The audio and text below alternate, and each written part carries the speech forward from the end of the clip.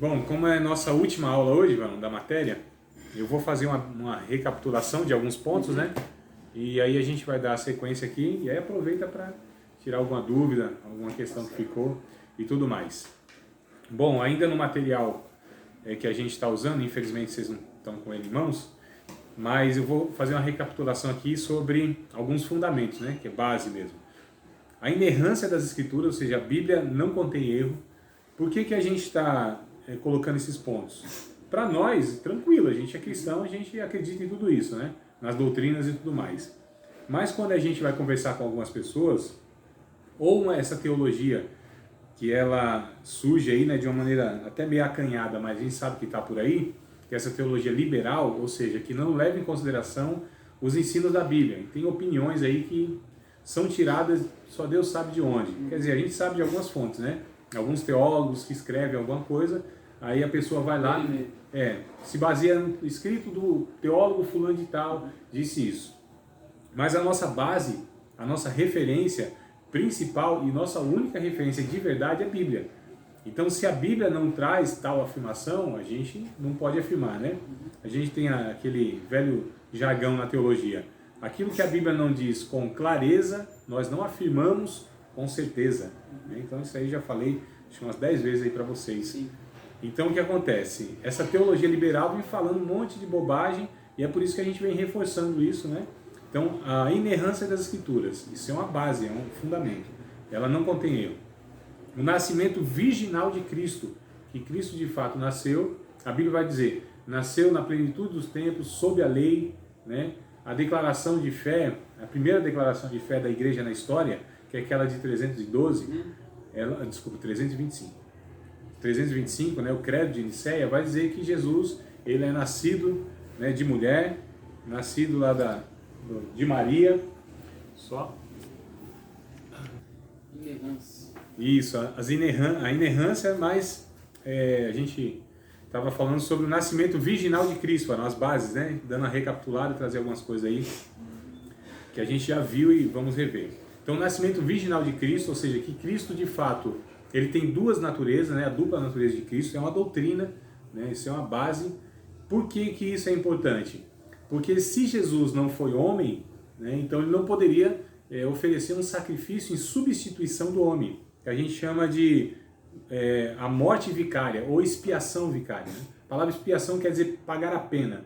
Então ele pagou a pena em lugar de outra pessoa. Isso é a palavra vicário, né? Aquele que substitui, substituição. Então ele substituiu o ser humano naquela cruz, ele estava representando, na verdade, né? Aliás, desculpa, Adão representava, quando, na sua queda, e foi o cabeça que a gente chama, de toda a humanidade. Paulo vai dizer no capítulo 5, vamos ler o texto, né, que vocês estão aí com a Bíblia pronto.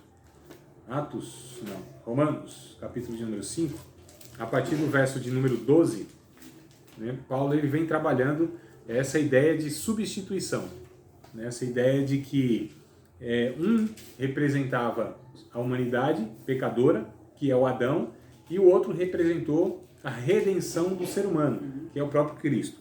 Então, Romanos capítulo de número 5, a partir do verso 12, Paulo vai dizendo assim, ó, pelo que como por um homem entrou o pecado no mundo, e pelo pecado a morte, assim também a morte passou a todos os homens, por isso que todos pecaram. Porque até a lei estava o pecado no mundo, mas o pecado não é imputado, não é atribuído, né, não havendo lei.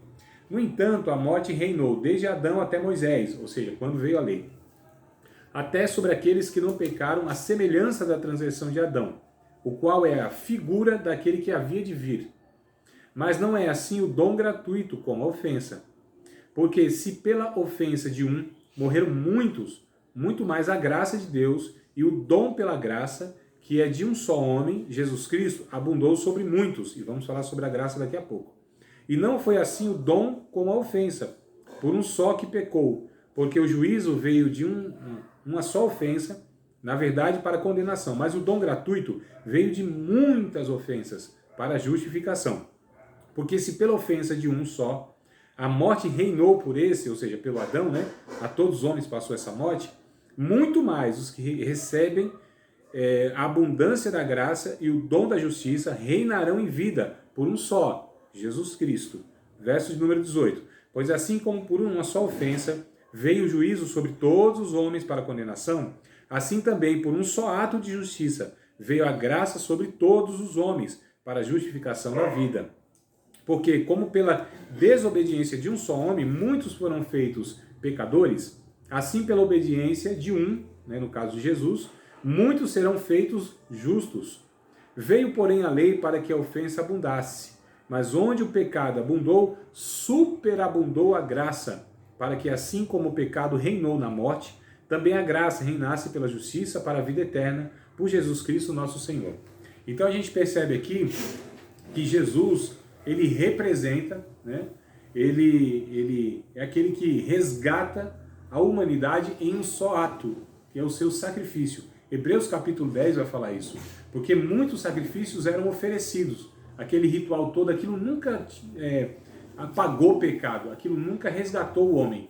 É um paliativo que a gente fala, né? Lembra que eu já falei sobre essa questão de efeito momentâneo, que é o paliativo? Aquilo que só durava um momento, Então, aquilo não resolveu aquelas liturgias, aqueles sacrifícios, aqueles sangue, que era derramado dos animais, que tentava substituir o pecador. Mas o animal não tinha como representar e substituir de fato o ser humano, porque teria que ser um ser humano fazendo aquilo. Só que teria que ser um ser humano sem pecado.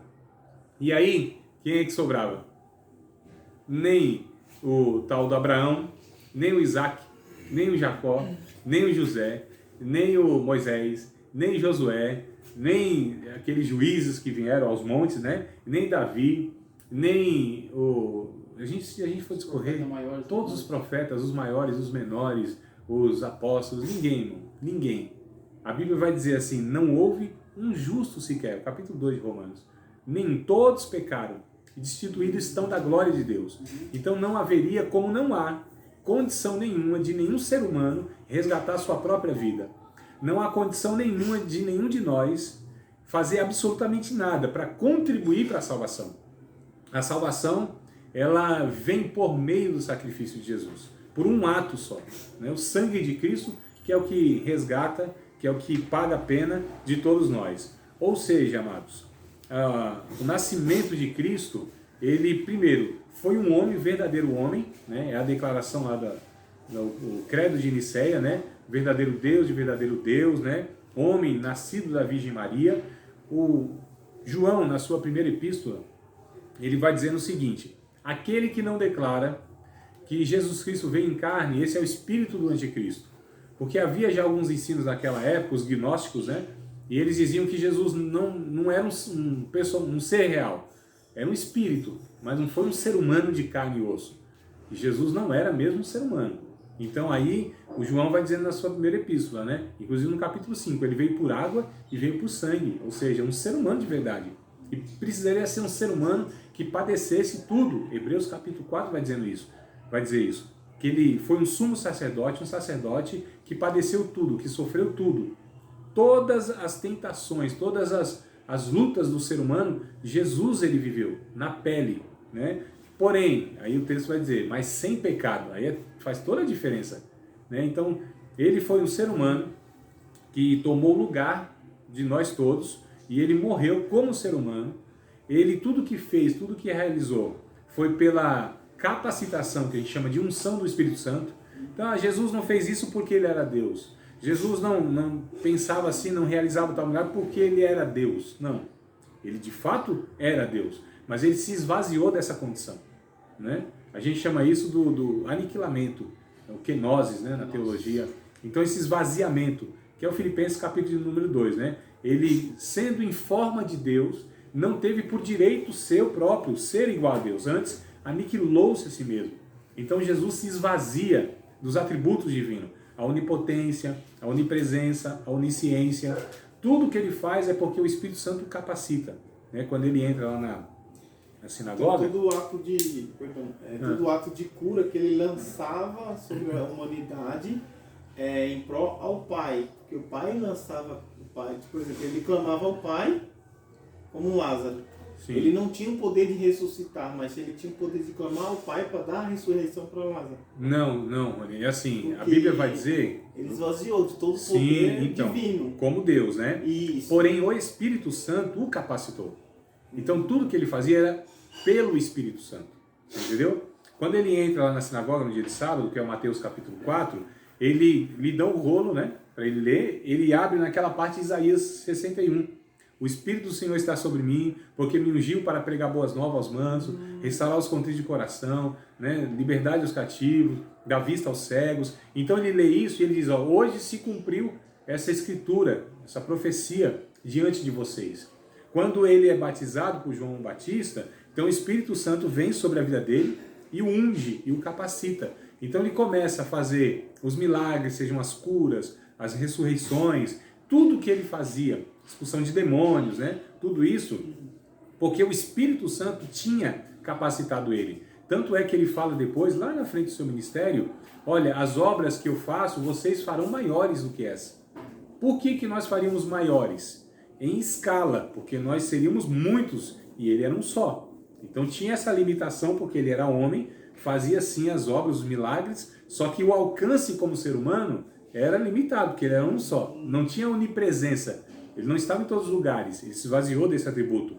Só que por que Jesus, o ser humano Jesus, fez tudo o que fez? Porque nele havia a plenitude do Espírito Santo. E em nós esse mesmo Espírito que também ungiu Jesus é o que nos capacita. Né? Talvez a gente pergunte, mas por que a gente às vezes não realiza esses milagres? Talvez seja por a falta da intensidade de uma vida de santidade, de comunhão, essa vida de estreiteza, né, com Deus. Talvez não, com certeza. Então a vida que Jesus tinha de oração, essa vida santificada, essa vida entregue ao Pai 100%, irmãos, 100%.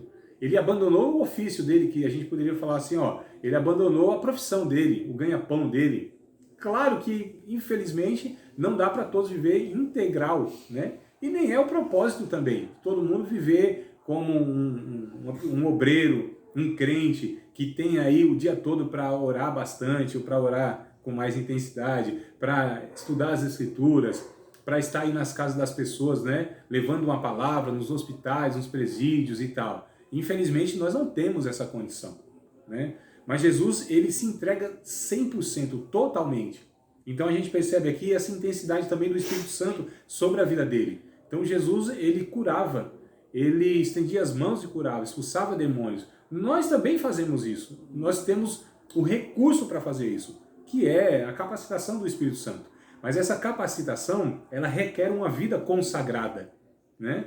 Uma vida entregue, dedicada, com mais intensidade. Então a gente sabe, irmãos, que quanto mais nós temos intensidade de comunhão, mais o Espírito Santo flui através das nossas vidas. É fato, né? É necessário tempo de comunhão com Deus, mais intensa.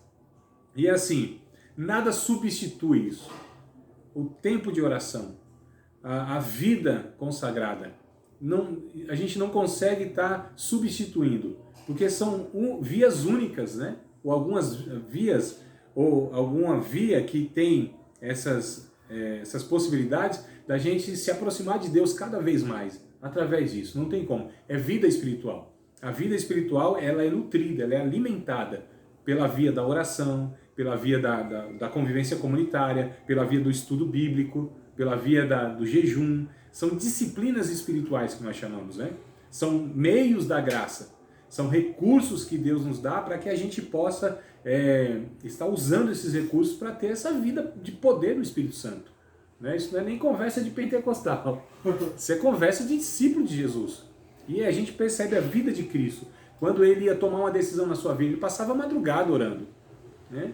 Quando os discípulos estão lá se matando lá para tentar expulsar um demônio de um menino, Jesus ele desce lá do monte e aí Jesus vai lá e fala, oh, geração incrédula, até quando eu vou estar com vocês? Vocês vão sofrer desse jeito. Né? Aí perguntaram para ele, mas por que a gente não conseguiu expulsar o demônio desse menino? Aí ele diz, olha, essa caça de demônio não se expulsa a não ser com jejum e oração. Não é que você teria que ir lá e fazer uma campanha de jejum e oração, é a vida contínua de jejum e oração, ou seja, uma vida consagrada e uma vida de oração, irmãos. Não tem nada que substitua isso. Né? Ah, não, eu vou estudar bastante a Bíblia, acho que eu não preciso orar.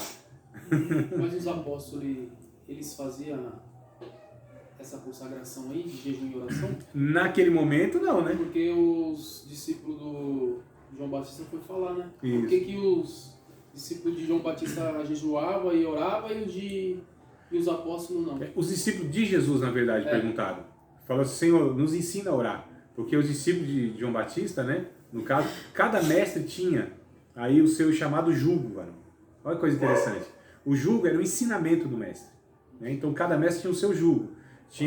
Quando Jesus dizia assim, tomai sobre vós o meu jugo, ele estava falando isso, o meu ensino, a minha doutrina, o que eu ensino. E aí, inclusive, eles pediram para Jesus, Senhor, nos ensina a orar, como João Batista faz com seus discípulos. Aí ele ensina aquela oração do Pai Nosso.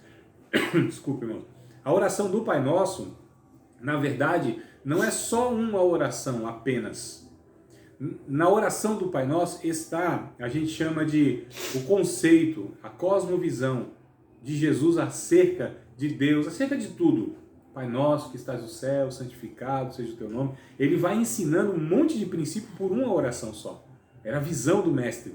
A oração que ele ensinava, né? Um rabi, um doutor da lei, ele ensinava a oração e a sua oração continha aquilo que ele acreditava a respeito de Deus, a respeito da vida em si. Então Jesus ensina, mas eles ainda não tinham essa convivência, não oravam, era só freguidão. Jesus ia orar, chamava lá 3, porque os 12 não ia mesmo, né, ia atrapalhar, e os 3 ainda, rapaz, na dificuldade, Jesus orando lá, acho que deve ter dado uns 15 minutos de oração, começaram a roncar nos pés de Jesus lá. Vocês não podem orar comigo nem uma hora sequer, né? Olha só, então Jesus ensinava isso, ele ensinou pela sua vida, ele ensinou pelo seu discurso, essa vida consagrada, essa vida de oração. E Jesus falou para eles que eles não precisavam fazer isso agora, né? Porque Jesus estava com eles, só na partida de Jesus que eles iam fazer essa... A necessidade ia ser muito maior porque eles estariam sem o seu mestre, né? Agora o Espírito Santo viria.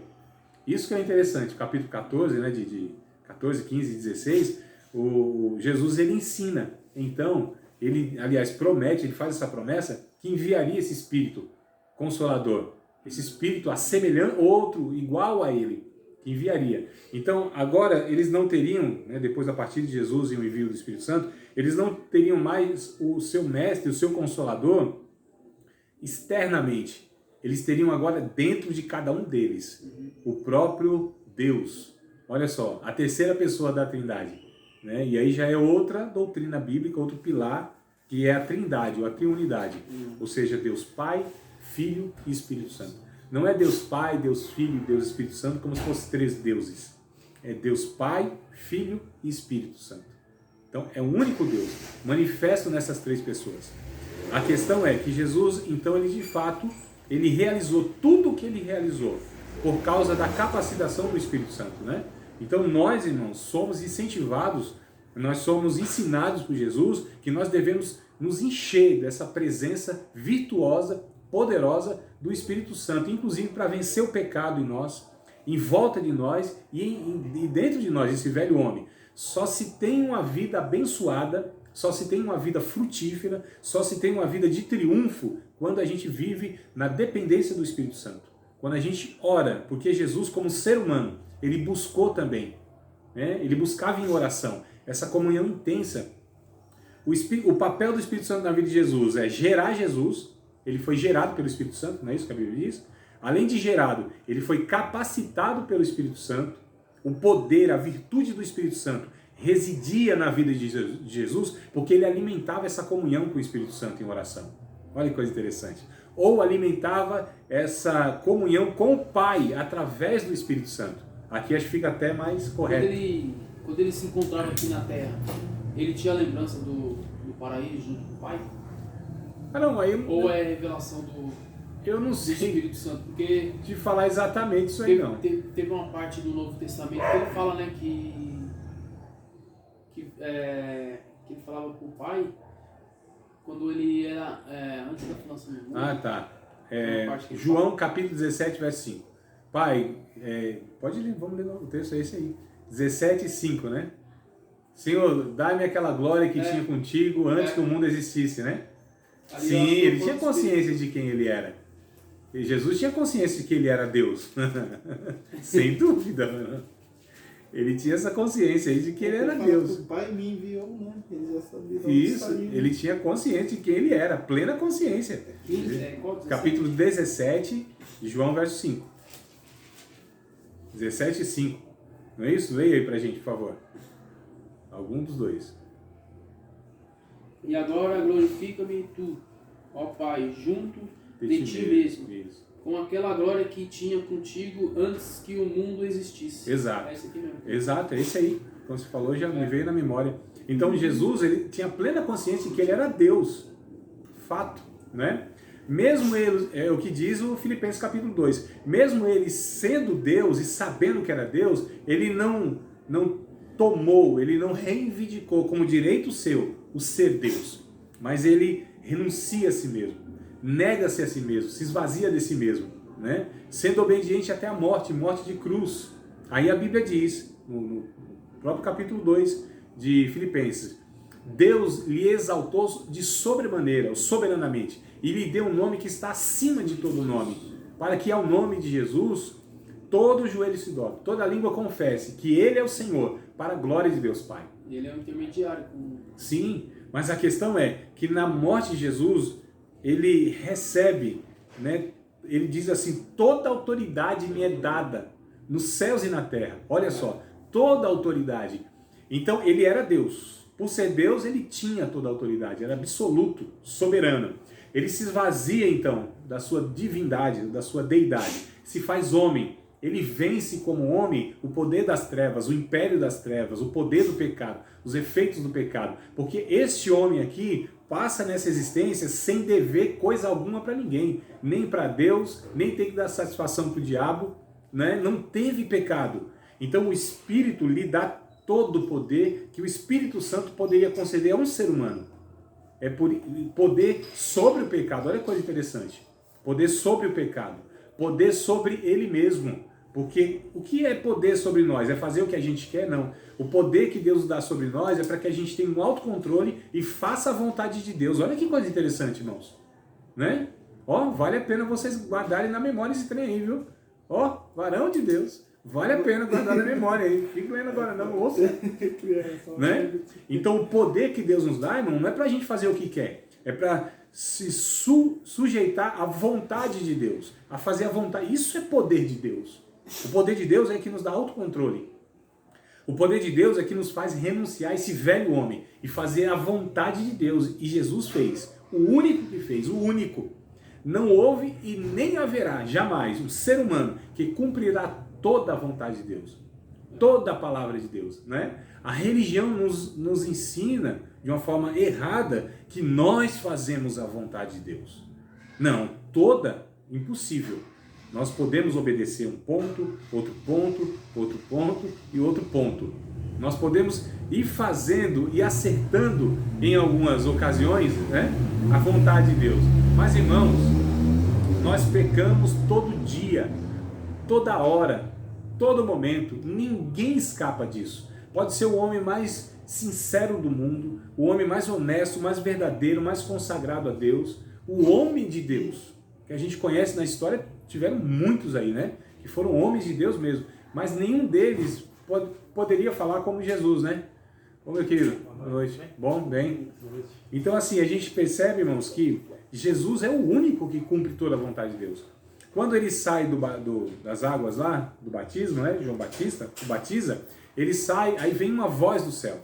Ele tem a visão de João Batista, que é o Espírito Santo, né? Na forma de púrpura de uma pomba, vindo sobre Jesus, ou seja, o capacitando, e a voz do céu vem e diz assim: este é meu filho amado em quem eu me agrado.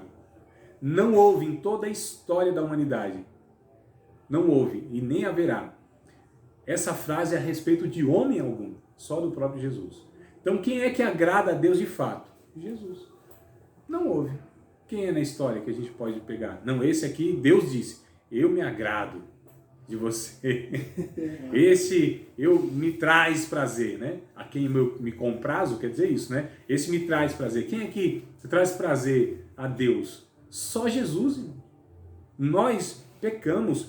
O único pecado uma única ofensa, um único pensamento, um único sentimento, uma única palavra, um único ato, um único ressentimento, o sentimento que nós temos contra Deus já é passível do fogo do inferno, um único.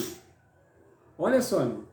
Então como que é que a gente chega nessa conclusão? Não, eu estou no centro da vontade de Deus, eu faço a vontade de Deus. Não, amados. Nós confiamos apenas no sacrifício de Cristo. Nós confiamos apenas no Jesus, que é de fato aquele que nos dá condição e o seu sangue de nos tornar diante de Deus pessoas que podem se relacionar com Ele, mas por causa de Jesus. Então Deus não me usa, Deus não me abençoa, sabe? Eu não me alegro em Deus, eu não tenho uma vida de triunfo, não por minha causa, e sim apesar de mim. Isso que não é entendido. Aí vem aquelas questões assim, então, já que eu posso fazer o que for, o esforço que for, isso não vai alterar em nada o amor de Deus por mim, então não vai alterar em nada se Deus me abençoa ou não abençoa, então não vou fazer, vou viver de qualquer forma. Olha só, percebe a mente religiosa como sempre quer lidar com essas questões de troca? Então qual é a resposta que Paulo inclusive dá? Capítulo 6, nós lemos até o capítulo 5, vamos voltar no capítulo, em Romanos, melhor dizendo. Eu li o capítulo 5, né, do 12 até o 21, aí já vamos aqui continuar a leitura, que é o capítulo 6.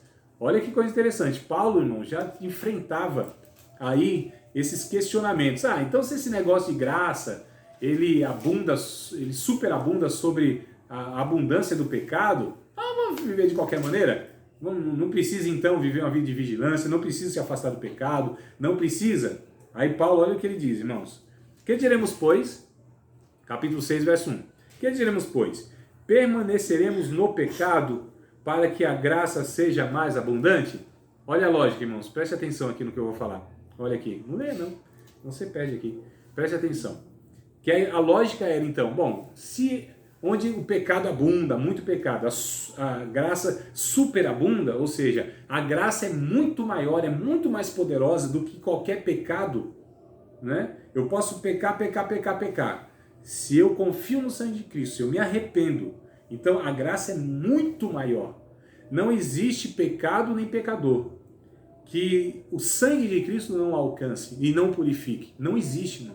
Não existe. Pecador, tão pecador desgraçado, que o sangue de Cristo não torne puro diante de Deus, que o possa salvar. Não existe. Não existe um pecado cometido. Se esse pecado ele é confessado diante de Deus, que não seja perdoado, não existe. Olha só. Então a ideia é, então já que a graça é muito maior, então se eu pecar, me arrepender e pedir perdão, então isso é apagado? Sim. Então vou continuar pecando.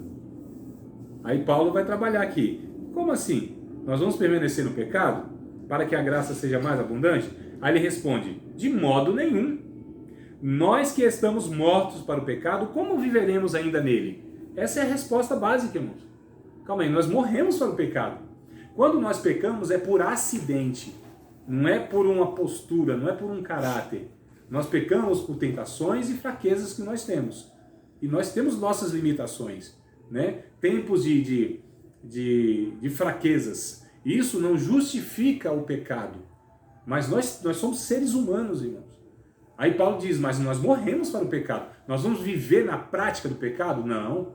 Nós sempre que pecarmos, nós vamos buscar socorro em Deus, aos pés da cruz, dizendo, Senhor, que o Senhor possa me livrar do domínio, que esse pecado não venha me dominar mais. Eu pequei por acidente, mas estou arrependido e quero vencer isso no nome de Cristo. Não é? Então Paulo trabalha essa ideia aqui. Mas a graça, irmãos, é um conceito que só o Evangelho tem.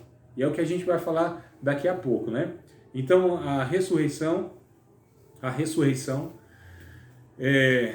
também é uma doutrina, é uma base, né? É a ressurreição corpórea. Ou seja, que Jesus ressuscitou de fato, o seu corpo ressuscitou. Né? Como diziam os agnósticos, que Jesus não era ser humano, não foi um ser humano, era um espírito. Mas inclusive Paulo, no capítulo 15 de 1 aos Coríntios, ele vai trazer essa doutrina da ressurreição. Todo o capítulo 15 é a doutrina da ressurreição. Ali está o texto mais completo que nós temos, né? Que ele vai dizer, olha, Jesus ressuscitou. Nós temos provas, inclusive, da ressurreição de Cristo. Coisa interessante, né? A ressurreição de Cristo tem provas. teve testemunhas. Ele falou, quando Jesus ressuscita, teve 500 irmãos. 500. Olha só, irmão, que presenciaram essa ressurreição. 500 testemunhas oculares. Eles viram, presenciaram, andaram por espaço aí de uns 40 dias aproximadamente, com Jesus ressurreto, comendo com ele. Olha que coisa interessante, irmão. Então Jesus comia. Quando Jesus ele entra lá numa casa que os discípulos estavam com medo, escondidos, né? Porque Jesus tinha sido crucificado e tal. Ele disse, agora, vão perseguir a gente e tal. Aí Jesus aparece lá. Fala assim, Pai seja convosco. Ele disse, é um fantasma. Ele falou, não é um fantasma não. Pode tocar aqui do lado aqui, ó. O Tomé, né, que duvidou, pode tocar aqui. E aqui, ó.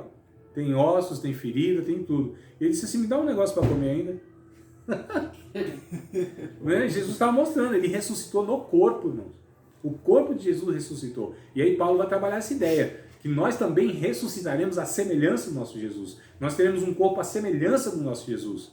Um corpo que já não era mais sujeito à morte, que já não tinha mais essas limitações da física. Tanto é que Jesus entra naquela casa com as portas fechadas, atravessou a parede.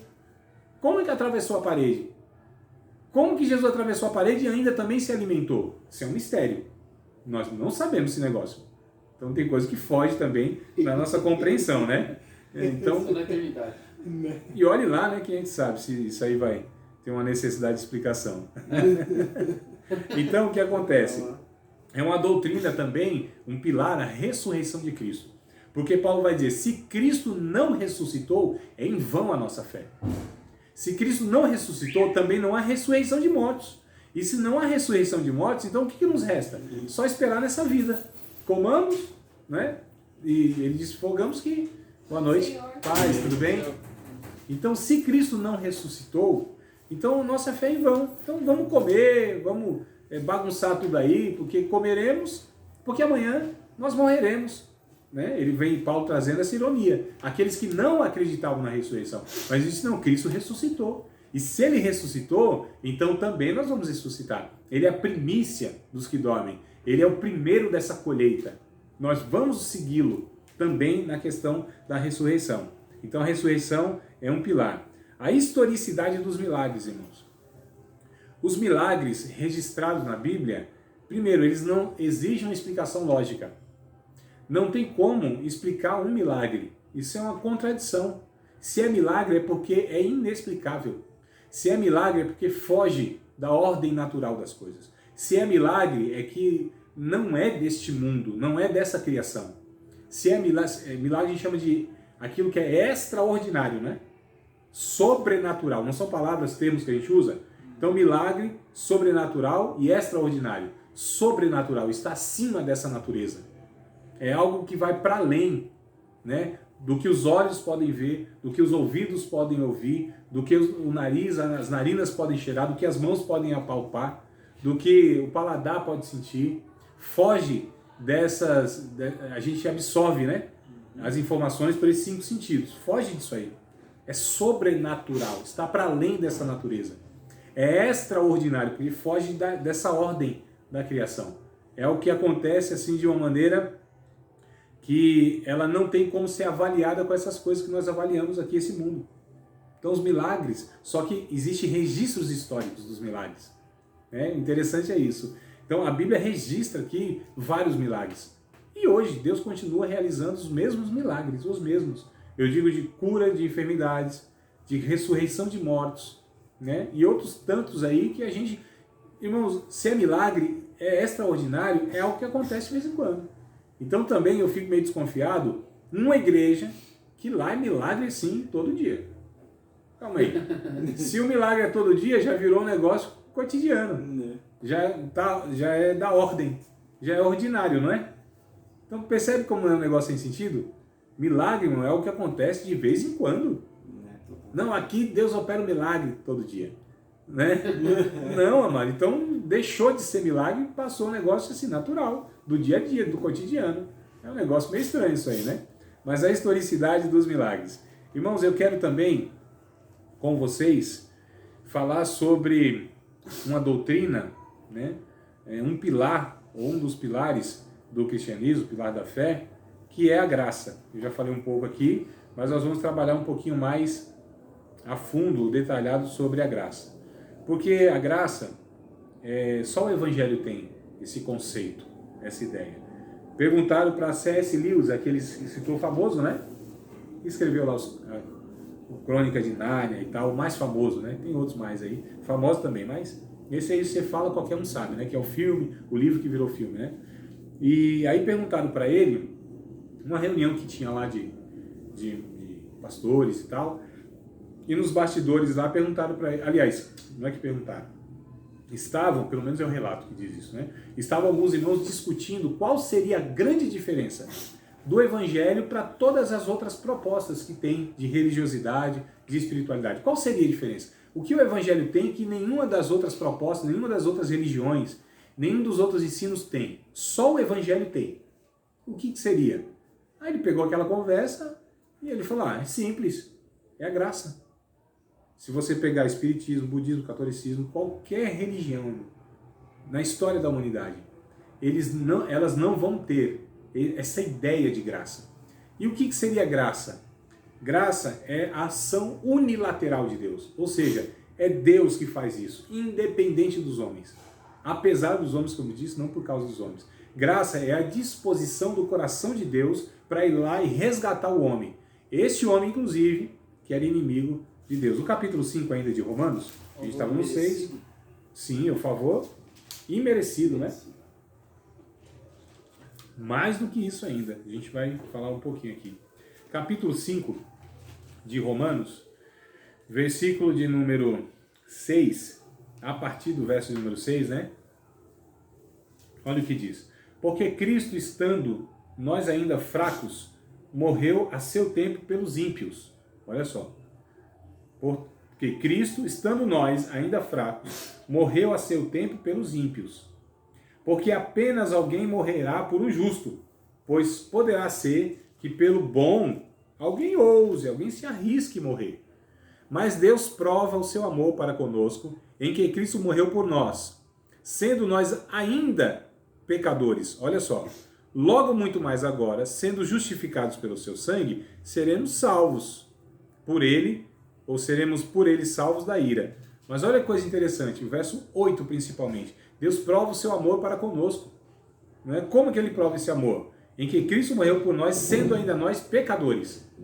Então nós éramos pecadores. O que nós tínhamos para oferecer para Deus? O que nós tínhamos para alcançar Deus? Nós não buscamos Deus nunca, irmãos. Nunca. Jamais. Eu busco a Deus. Não busca. Sabe por que nós oramos a Deus? Sabe por que nós entendemos alguma coisa de Deus? Sabe por que nós nos arrependemos de algum ato de pecado? Porque Deus é que nos leva a isso. É muito interessante, né? Por que eu oro? Eu oro porque eu tenho forças para orar. Eu vivo. Não. Nós oramos porque o Espírito que habita em nós nos leva a orar. Porque nós nos arrependemos de um pecado. Porque o Espírito nos convenceu daquele pecado. Por que eu tenho fé e caminho pela fé? Porque Deus nos deu a fé. O que nós tínhamos para retribuir? O que nós temos para retribuir o que Deus nos dá? Absolutamente nada. Mas quando eu ajo por fé. Sim, mas de onde veio essa fé? Quem deu essa fé? Nós não tínhamos fé. Nós não entendíamos nada, irmãos, a respeito de Deus. Nós estávamos longe, perdidos, indo para cada vez mais longe. Capítulo 19, verso 10 de Lucas. Vamos ler o texto que vale a leitura, para que a gente entenda aí essa ideia, né? De que Deus... 19, 10. Capítulo de número 10, versículo de número 19. Eu acho que é isso. Se não estou errando muito aí. Ou é 19, 10? É 19, 10, Rony. 19, 10, olha. Capítulo, eu acho que é 19, Lucas, capítulo de número 19, versículo número 10. Eu falei primeiro, depois voltei atrás, mas é isso aí. Capítulo 19, verso 10. Jesus disse, eu vim buscar e salvar aquele que se tinha perdido, não é isso? Isso. É isso mesmo que está escrito? Então olha só, eu vim buscar e salvar. Jesus veio buscar e salvar. Quando a gente lê também Hebreus capítulo de número 12, verso 1 e 2, se não me falha a memória, ou só 1, né? Diz lá que Jesus, né, ele é o autor e é o consumador da nossa fé. Olha só, ele é o autor. Quem é o autor? Que origina aquilo, né? Que principia aquilo. que cria aquilo. Então, ele originou a nossa fé. E ele também leva a cabo, que a gente diz, né? Ele completa a nossa fé. Então, ele é autor e é o consumador disso. É Jesus. Ele é aquele que opera tudo em todos. Tanto o querer quanto o realizar. Olha só, irmão, o que a Bíblia diz. Ele que opera tudo em todos, tanto o querer quanto o efetuar. Não é interessante? Então a Bíblia vai dizendo, Jesus que faz tudo, Deus que faz tudo, ele que começa a obra da salvação, ele que acaba. Ninguém o ajudou a fazer coisa alguma. Nós não cooperamos, irmãos, com a salvação, não. Eu não acredito nisso. Que nós cooperamos com a salvação. Tá certo? O que Martinho Lutero falava? Ele dizia que a salvação é mais ou menos assim. É como um mendigo que ele é necessitado, né? E a Bíblia diz que nós somos pobres, bem-aventurados pobres, né? O que diz Mateus capítulo 5, Jesus, aliás, que disse isso, né? Bem-aventurados pobres, porque deles é o reino dos céus. O pobre ali, a ideia é aquele que faliu espiritualmente, que não tem recursos nenhum para bancar a sua vida. Nem a vida e nem muito menos a salvação. Nós não temos recurso. O que nós podemos fazer para acrescentar um dia na nossa vida, irmão? Nada. Todo o dinheiro do mundo não poderia comprar a saúde de ninguém. Você pode ter mais recurso, não é? Pode ter mais, mas esses recursos são limitados. Você pode ter todo o dinheiro do mundo, toda a tecnologia do mundo, os melhores médicos, a melhor medicina, os melhores aparelhos, tudo ali, mas não tem como garantir, bancar. Não tem. Então a Bíblia vai dizer, inclusive lá nos Salmos, vai dizer assim, se alguém fosse resgatar uma alma, todos os recursos do mundo, eles se esgotariam antes. Olha só, o que daremos ao Senhor pelos benefícios que Ele nos tem feito? O texto vai responder, beberemos o cálice da salvação, invocaremos o nome do Senhor. É isso que nós podemos fazer. Mas como que a gente tem condição de invocar o nome do Senhor? Porque Ele veio até nós primeiro. Como que nós vamos beber o cálice da salvação? Porque Ele primeiro deu esse cálice para nós. Aí Martinho Lutero fala então, como que é esse processo, né? A ideia aqui da figura. É um mendigo que recebe a esmola de quem dá a esmola. E ele dizia, nós somos como mendigos, vivendo das migalhas de Deus. Ou seja, pobre, necessitado. É o que Davi diz, sou pobre e necessitado, mas o Senhor cuida de mim. Ele não era pobre materialmente falando, era rei, tinha muito dinheiro, né? Muito ouro, muita prata, muita joia. Sim, sou pobre e necessitado. Quando o próprio Jesus diz assim, bem-aventurados pobres, é nesse sentido. Não é pobreza material. Isso. Então, olha só que coisa interessante, irmãos. O que nós poderíamos oferecer a Deus? Nada. E hoje, o que nós podemos oferecer a Deus? Uma coisa. O sacrifício de Jesus. Senhor, vem a ti, ó, um sacrifício do teu filho. Aí sim. Aí, no sacrifício de Cristo, nós somos contemplados por Deus. Mas em nada que nós temos algo a acrescentar. O que Jesus fez na cruz do Calvário, nós chamamos de expiação vicária, substitutiva e unicamente. Eu estou tentando aqui achar a expressão correta, né? Ou técnica. Mas é o sacrifício vicário, único e suficiente. Então é único, uma vez só foi feita, não foi repetido, nem tem o porquê ser. Única e o que mais que eu falei? Suficiente. Então, o que precisaria para que a gente, assim, cooperasse, colocasse algo a mais? Nada.